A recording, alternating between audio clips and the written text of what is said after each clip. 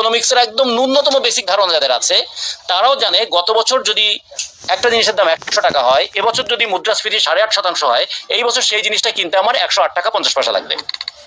আমার বেতন বাড়লো কিন্তু 5 টাকা, তার মানে আমার বেতন হলো 105 টাকা, জিনিসের দামটা বেড়ে গেল 108 টাকা 50 পয়সা।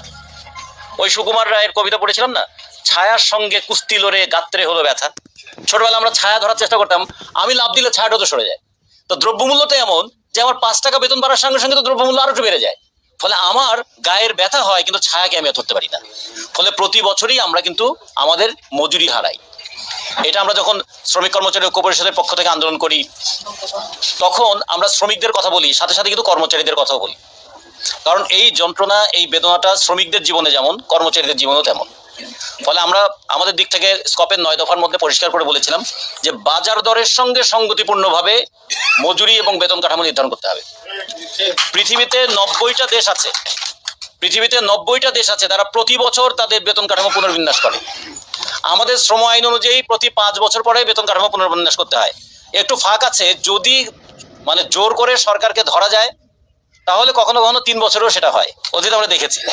বলা আছে যে প্রতি 5 বছরে মজুরি কাঠামো পুনর্বিন্যাস হবে, কিন্তু যদি কোনো বিশেষ পরিস্থিতি হয় তাহলে তার আগেও হতে পারে। এখন মাঝে মাঝে যদি আন্দোলন করে চাপ দেওয়া যায় তাহলে 3 বছরে করা যায়, তা না হলে কিন্তু ওই 5 বছর। এবং তা যদি আন্দোলনের চাপ না থাকে, কোনো কোনো ক্ষেত্রে আমাদের 46টা মজুরি বোর্ড আছে, তার মধ্যে 29টা মজুরি বোর্ডে 2013 সালের পরে আর কোনো মজুরি পুনর্গঠন হয় নাই। কারণ সঙ্গে ছোট ছোট সংগঠন, ছোট ছোট প্রতিষ্ঠান, তাদের শক্তি নাই। তারপরে সরকার নির্ভর করে শক্তির উপরে, যুক্তির উপরে নয়। যুক্তি অনুযায়ী কাজ করা উচিত ছিল। এখন শক্তি দিয়ে কেউ যদি ধরতে পারে তার দাবি আদায় হয়, আর শক্তি না থাকলে তাহলে তাকে নিপীড়ন ভোগ করতে হয়। আমরা সরকারি কর্মচারীদেরকে শক্তি প্রয়োগ করতে বলি না, তাদেরকে বলি আপনারা তো প্রশাসনের অঙ্গ, আপনারা যুক্তি প্রয়োগ করবেন, তাহলে সরকার নিশ্চয়ই যুক্তি মানবেন। কিন্তু সরকার যদি যুক্তি না মানে এবং আপনাদেরকে যদি বাধ্য করে শক্তি প্রয়োগে, তারপরে শক্তি প্রয়োগ কেন করেছেন এই জন্য প্রশাসনিক বিশৃঙ্খলা তৈরি হয়েছে, এবং বিশৃঙ্খলা তৈরি করার কারণে অসদাচরণের অভিযোগে আপনারা আবার অভিযুক্ত হবেন।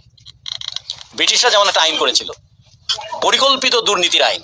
সেটা কি, যে কর্মচারীদের বেতনটাকে এমনভাবে করো যাতে তার সংসার না চলে, সংসার না চললে সে দুর্নীতিগ্রস্ত হবে, দুর্নীতিগ্রস্ত হলে তাকে নিয়ন্ত্রণ করা সহজ হবে।